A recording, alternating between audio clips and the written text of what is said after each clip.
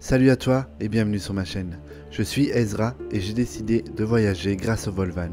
Une Volvo V50 aménagée de plus de 300 000 km qui va m'emmener sur les routes de France, d'Europe et pourquoi pas du monde. Tu l'as vu dans les épisodes précédents, voyager c'est avant tout un choix. J'ai trouvé la motivation pour mener à bien le projet du Volvan et sur cette chaîne, avec ces vidéos, j'espère que ça t'inspirera pour trouver ta motivation.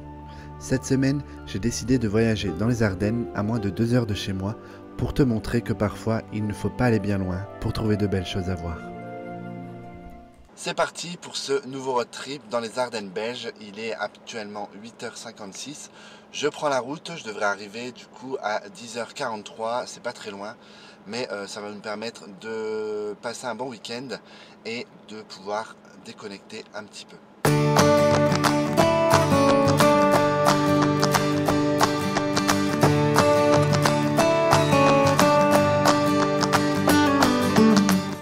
Me voilà arrivé après 1h50 de route au fort de Charlemont / citadelle de Givet. Je suis tout seul. Le parking est absolument vide. Du coup, je ne sais pas si j'ai le droit d'être ici. Bon, je suis bien sur le parking visiteur, mais honnêtement, il n'y a vraiment personne. Donc on verra. Je vais sortir en espérant ne pas me faire arrêter par les militaires.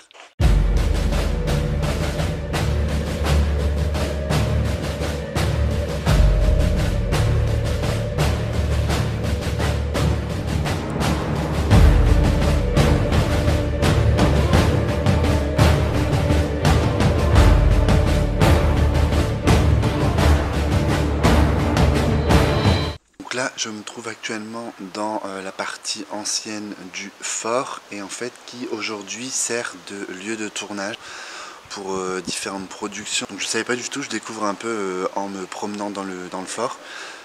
Bon, ce qui est bien, c'est qu'il n'y a personne, donc je suis vraiment seul au monde, je peux un peu regarder ce que je veux et c'est assez intéressant. Ça manque un peu d'explications sur beaucoup de bâtiments qui sont en fait abandonnés et auxquels on n'a pas accès. Mais sinon, ça reste une visite intéressante.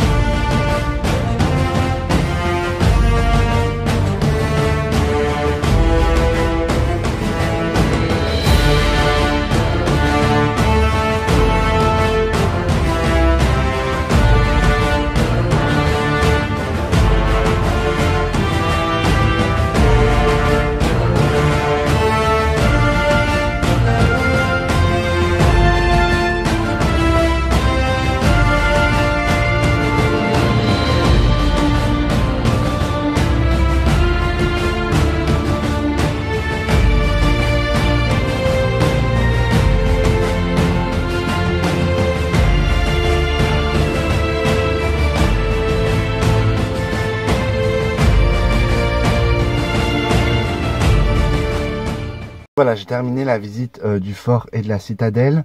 Alors tout ce qui est côté fort, donc tout ce qui est ancienne pièce, ancien hôpital, ce genre de choses, j'ai trouvé ça un peu glauque. En plus j'étais tout seul, il n'y avait pas un bruit. Voilà, ça fait vraiment exploration urbex, c'est pas quelque chose que j'apprécie. Je pense que si quelqu'un avait surgi un peu d'un couloir ou d'une porte, j'aurais fait une crise cardiaque.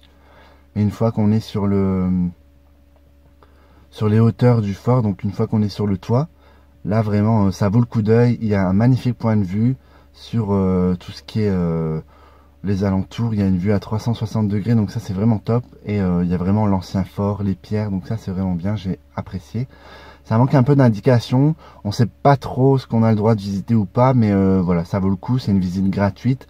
Il y a une partie payante qui doit être un petit peu plus sympa, mais j'avais pas envie d'y aller. Je trouve que là du coup j'ai fait vraiment une bonne visite. J'ai vu des choses pas mal, j'ai pu faire voler le drone. Je sais pas vraiment si j'avais le droit, mais j'ai profité du fait qu'il n'y avait personne. Et donc voilà, la direction, le château de Hierges. Donc c'est à 10 minutes de route. Donc c'est parti. Un château, ensuite j'irai manger parce que j'ai un peu faim.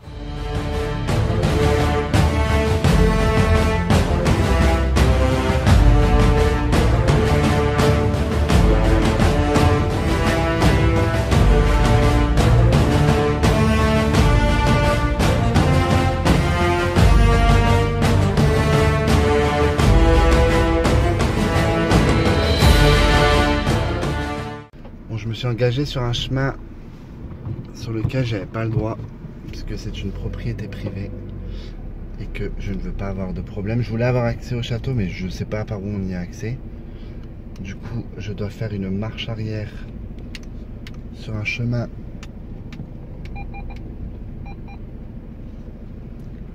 assez petit, mais bon, ça va aller. Le Volvan a toutes les options. Alors pour le château de Hierges, donc en fait c'est une propriété privée qu'on ne peut ni visiter ni filmer, parce qu'en fait en faisant voler le drone sur les parties un peu en ruine du château, lorsque j'arrive sur le juste derrière, en fait il y a une propriété. Du coup j'ai pas trop filmé, je suis vite redescendu. Donc je vous mets juste quelques images pour dire de ne pas avoir fait le déplacement pour rien, mais du coup à éviter. Donc la prochaine étape, c'est un point de vue en fait sur toute la vallée, c'est vraiment canon, c'est à 34 minutes d'ici. Je vais essayer de passer chercher à manger quelque part et j'irai ensuite.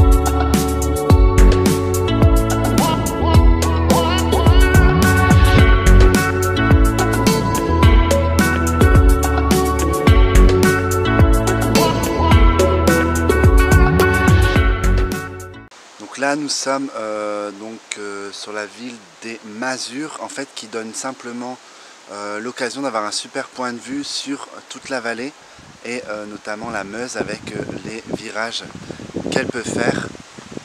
Donc c'est assez sympa, j'ai fait voler le drone, ça fait des super images. De quoi faire un petit arrêt juste pour admirer le point de vue.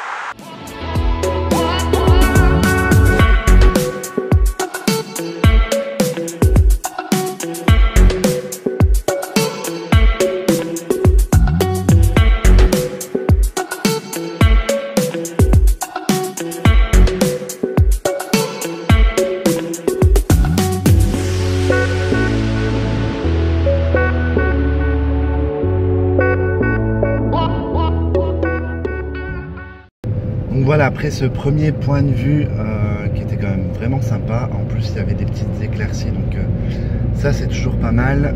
Maintenant direction Roque-la-Tour, qui est un deuxième point de vue sur la vallée, en plus avec la particularité d'avoir des rochers. En fait, ensuite j'irai au lac des Vieilles Forges pour le campement de cette nuit.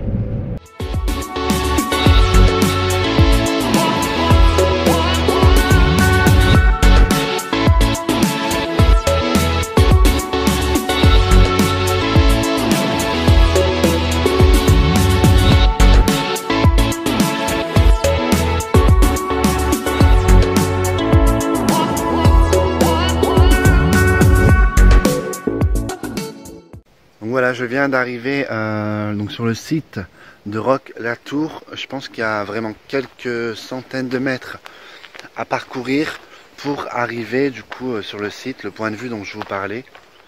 Et je pense que ça va vraiment valoir le coup. En plus, le soleil est de sortie, donc j'ai hâte d'y arriver.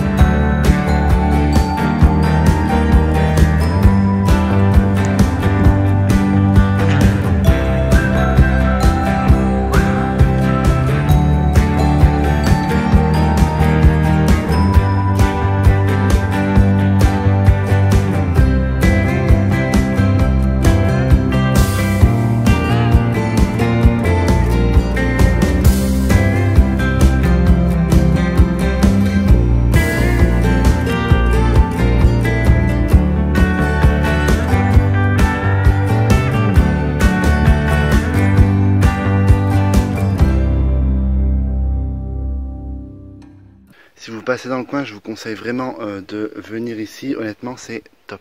C'est vraiment facile d'accès. Bon, là, je suis descendu un peu toutes les pierres. C'est pas forcément une bonne idée parce que c'est pas très stable. Donc, je vais remonter par la terre. Mais honnêtement, c'est vraiment bien. C'est vraiment quelque chose à voir. Je connaissais pas du tout et je suis très content d'être venu par ici.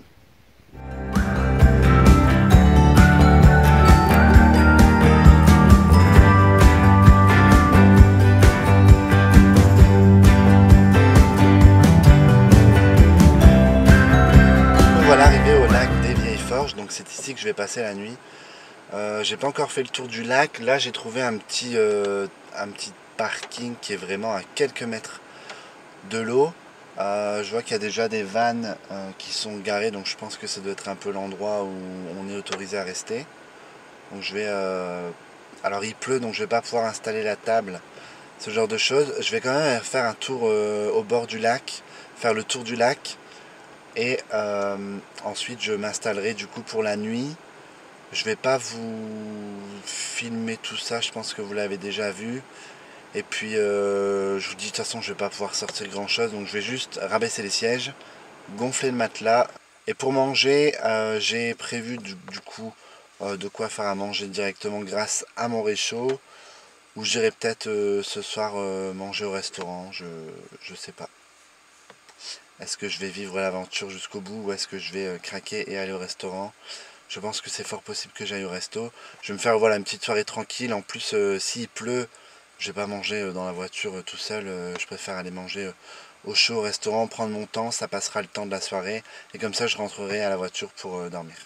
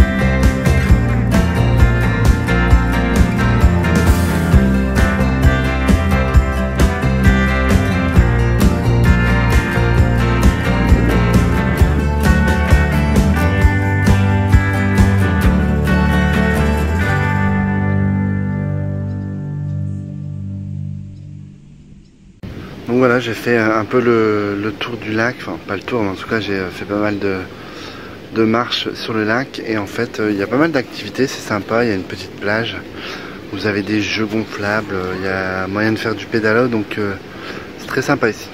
Nuit terminée, il est pas très tard, il est 8h15. Du coup j'ai tout rangé le camp, je m'en vais du coup là visiter un château. Et ensuite je reprendrai la route pour rentrer puisque cet après-midi j'ai des choses à faire chez moi. Mais en tout cas la nuit s'est bien passée, il n'y avait pas trop de monde, pas de bruit particulier, donc j'ai passé une bonne nuit. Je commence à m'habituer à dormir dans le van. Il faut vraiment que je trouve un moyen de maximiser mon temps, surtout pour mettre en fait tout ce qui est pare-soleil, enfin en tout cas le tissu sur les fenêtres pour avoir de l'obscurité. Je pense que je vais investir dans des pare-soleil, comme ça ils seront déjà à la taille souhaitée, et j'aurai juste à renforcer un peu l'opacité avec un tissu adapté du coup directement dessus. J'ai moins d'une demi-heure pour aller au château, et en plus le soleil commence à sortir, ça fait un peu de bien. Il y a plu un peu cette nuit, mais voilà, ça m'a réveillé juste quelques secondes et j'ai réussi à me rendormir correctement. Donc voilà, je suis arrivé au château de Montcornet. Je vous avais dit moins de 30 minutes, j'ai mis 22-24 minutes pour arriver là. J'ai eu juste un peu de mal à trouver le parking. Il y a un petit village historique juste ici. Donc je vais pas y aller, mais je vais essayer du coup d'accéder au château. Ça se fait apparemment par la forêt, puisque j'ai fait le tour de l'autre côté et j'ai pas trouvé d'accès. Donc je vais un peu à l'aventure, je ne sais pas trop comment je vais faire, mais bon, j'ai vu qu'il y avait des gens qui étaient dans le château, donc c'est ouvert, faut juste trouver l'entrée. Bon, bah c'est pas du tout par ici, je sais pas ce que je fais. Le château est là. J'ai fait le tour en fait et j'ai dû rater l'entrée, donc je suis reparti. Bon, j'ai repris finalement la voiture et j'ai refait le tour. Et je suis passé devant l'entrée en fait 2 fois sans la voir. Pourtant je pense qu'il faut vraiment être... voilà, c'est là. Donc je suis passé 2 fois devant et je l'ai jamais vu. Mais bon, j'y suis.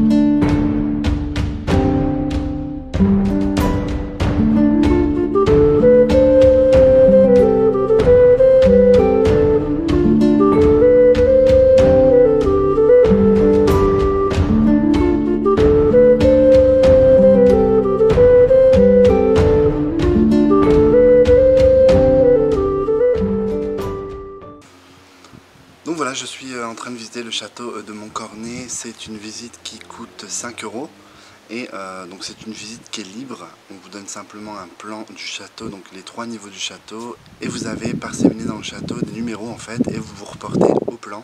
Au dos du plan, vous avez toutes les explications selon le numéro où vous êtes. Donc j'ai fait voler le drone et je pense que j'aurai vraiment des belles images. Je commençais un peu à bien contrôler le drone. Par contre, j'ai eu mon premier petit crash. Heureusement il n'est pas tombé de très haut, mais les hélices sont un peu griffées, donc je verrai s'il faut les changer ou pas.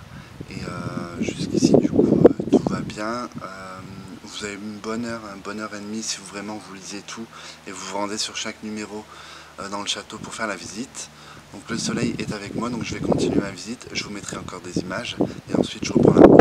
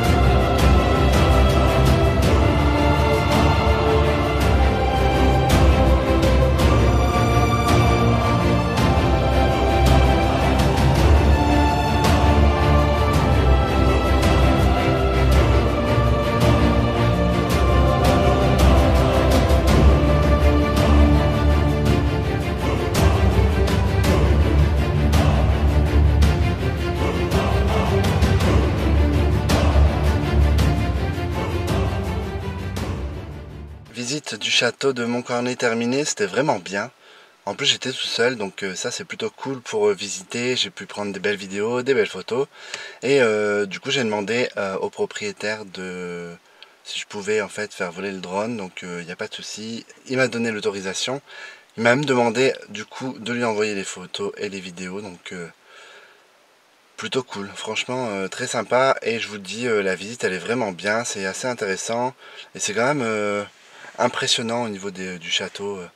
Même si le château est un peu abîmé au niveau de la structure, on arrive quand même bien à s'imaginer comment c'était. Donc je reprends la route, il est 10 h, comme ça j'arriverai vers midi chez moi, il pleut. J'espère que ce week-end en ma compagnie vous a plu. Moi j'ai passé un bon moment. Je rentre sous la pluie comme la semaine dernière, mais en tout cas je suis content d'avoir découvert un petit peu plus de cette région et surtout du parc naturel des Ardennes. Il y a encore énormément de choses à voir, mais j'ai voilà, priorisé un peu sur les choses que j'avais envie de voir en ce moment. Si vous voulez les infos, j'ai tout mis en description de la vidéo. Et n'hésitez pas à m'envoyer des commentaires ou des messages si vous avez d'autres questions. Et je vous dis à bientôt pour un nouveau road trip dans le Volvan.